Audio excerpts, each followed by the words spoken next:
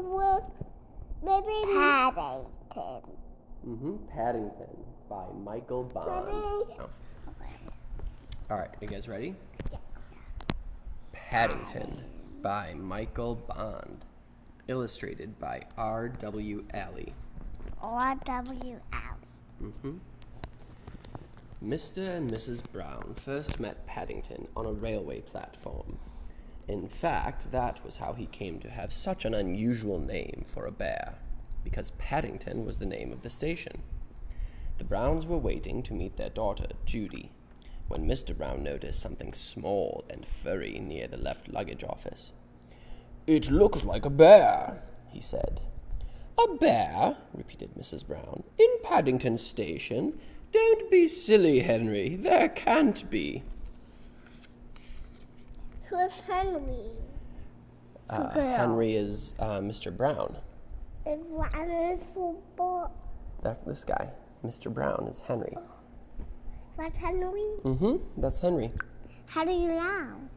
Because Mrs. This is the woman with the high voice, and she said, "A bear?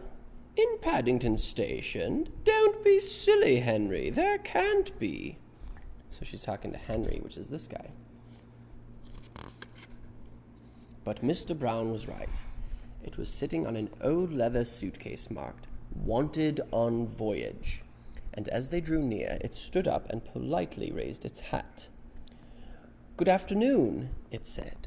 "May I help you?" "It's very kind of you," said Mr. Brown, "but as a matter of fact, we were wondering if we could help you." "You're a very small bear," said Mrs. Brown. "Where are you from?" The bear looked around carefully before replying. "Darkest Peru. I'm not really supposed to be here at all. I'm a stowaway." "You don't mean to say you've come all the way from South America on your own?" exclaimed Mrs. Brown. "Whatever did you do for food?" Unlocking the suitcase, the bear took out an almost empty glass jar. "I ate marmalade," it said. "Bears like marmalade." Mrs. Brown looked at the label around the bear's neck. It said, quite simply, "Please look after this bear. Thank you." "Oh, Henry," she cried, "we can't leave him here all by himself. There's no knowing what might happen to him. Can't he come home and stay with us?" "Stay with us?" repeated Mr. Brown nervously.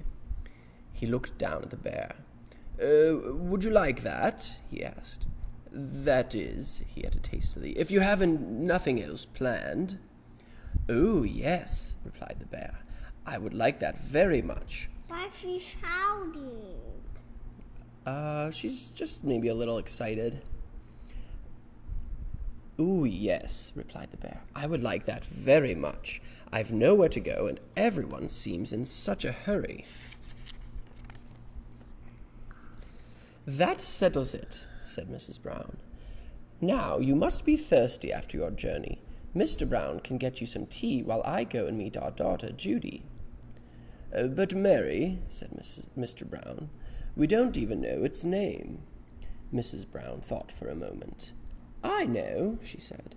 "We'll call him Paddington, after the station." Paddington. The bear tested it several times to make sure. "It sounds very important." Mr. Brown tried it out next. "Follow me, Paddington," he said. "I'll take you to the snack bar."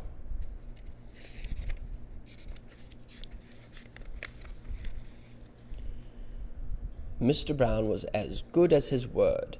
Paddington had never seen so many snacks on one tray, and he didn't know which to try first. He was so hungry and thirsty that he climbed up onto the table to get a better look. Mr. Brown turned away, pretending he had tea with a bear at Paddington Station every day of his life. "Henry!" cried Mrs. Brown when she arrived with Judy. "What are you doing to that poor bear?" Paddington jumped up to raise his hat, and, in his haste, he slipped on a strawberry tart, skidded on the cream, and fell over backward into his cup of tea. What? Whoa. I think we'd better go before anything else happens, said Mr. Brown. Judy took hold of Paddington's paw. Come along, she said. We'll take you home, and you can meet Mrs. Bird and my brother Jonathan. I have a dolphin. He's over him often, but he's like a dolphin girl. You have a friend named Jonathan? Yeah, but he's very different. I heard a Jonathan name before. You've heard somebody named Jonathan before, too? Yeah.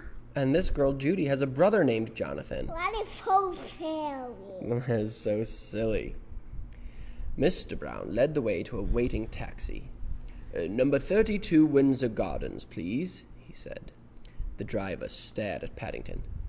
Bears is extra, he growled. Sticky bears is twice as much. And make sure none of it comes off on my interior. It was clean when I set out this morning. The sun was shining as they drove out of the station, and there were cars and big red buses everywhere. Paddington waved to some people waiting at a bus stop, and several of them waved back. It was all very friendly. Several of them? Several of them, yeah. Several means 7, right? Several doesn't mean any specific number. It could be like 3 or 4 or maybe even 10. It just means, usually it means like more than 2. Yeah. Yeah. Like 7. It could be 7, but it could be like 3 or 4 or 5. Paddington tapped the taxi driver on his shoulder. It isn't a bit like Darkest Peru, he announced. The man jumped at the sound of Paddington's voice. Cream, he said bitterly. Cream and jam all over my coat. He slid the little window behind him shut. Oh dear, Henry, murmured Mrs. Brown. I wonder if we're doing the right thing. Fortunately, before anyone had time to answer, they arrived at Windsor Gardens, and Judy helped Paddington onto the pavement. Now you're going to meet Mrs. Bird, she said. She looks after us. She's a bit fierce at times, but she doesn't really mean it. I'm sure you'll like her. Paddington felt his knees begin to wobble. I'm sure I shall, if you say so, he replied. The thing is, will she like me? Yes, she would. Goodness gracious, exclaimed Mrs. Bird. What have you got there? It's not a what, said Judy. It's a bear called Paddington, and he's coming to stay with us. A bear, said Mrs. Bird, as Paddington raised his hat. Well, he has good manners, I'll say that for him. I'm afraid I stepped on a jam tart by mistake, said Paddington. Oh, I can see that, said Mrs. Bird. You'd better have a bath before you're very much older. Judy can turn it on for you. I dare say you'll be wanting some marmalade, too. I think she likes you, whispered Judy. Paddington had never been in a bathroom before. While the water was running, he made himself at home. First of all, he tried writing his new name on the steam on the mirror. Then he used Mr. Brown's shaving cream to draw a map of Peru on the floor. It wasn't until a drip landed on his head that he remembered what he was supposed to be doing. He soon discovered that getting into a bath is one thing, but it's quite another matter getting out again, especially when it's full of soapy water. It's slippery. It's slippery, yes. Paddington tried calling out, "Help!" At first in a quiet voice so as not to disturb anyone, then very loudly, "Help! Help!" When that didn't work, he began bailing the water out with his hat, but the hat had several holes in it, and his map of Peru soon turned into a sea of foam. Suddenly, Jonathan and Judy burst into the bathroom and lifted a dripping Paddington onto the floor. "Thank goodness you're all right," cried Judy. "We heard you calling out." "Fancy making such a mess," said Jonathan admiringly. "You should have pulled the plug out." "Oh," said Paddington, "I never thought of that." When Paddington came downstairs, he looked so clean that no one could possibly be cross with him. His fur was all soft and silky, his nose gleamed, and his paws had lost all traces of the jam and cream. The Browns made room for him in a small armchair, and Mrs. Bird brought him a pot of tea. Look how many Browns there. All the people in the Brown family? Yeah, 1, 2, 3, 4, 5, and the new one is 6. There's 6. They've got 6 now, counting Paddington. Yeah. And Mrs. Bird isn't really part of the Brown family, but she's maybe kind of part of the family because she looks after them. Mrs. Bird brought him a pot of tea and a plate of hot buttered toast and marmalade. I wonder if she have a baby in her tummy. You wonder if Mrs. Brown has a baby in her tummy? Yeah. Yeah, maybe. Then there would be even more Browns in the family, huh? Yeah. Now, said Mrs. Brown, you must tell us all about yourself. I'm sure you must have had lots of adventures. I have, said Paddington earnestly. Things are always happening to me. You're getting so tired? Okay, we're almost done with the book, and then you can take a nap, okay? Oh, I got a book in my hand. Oh, yeah, you got another book in your hand, too. I'm not getting tired. Okay, should I keep reading? No. Okay. I have, said Paddington earnestly. Things are always happening to me. I'm that sort of a bear. He settled back in the armchair. I was brought up by my Aunt Lucy in Darkest Peru, he began. But she had to go into a home for retired bears in Lima.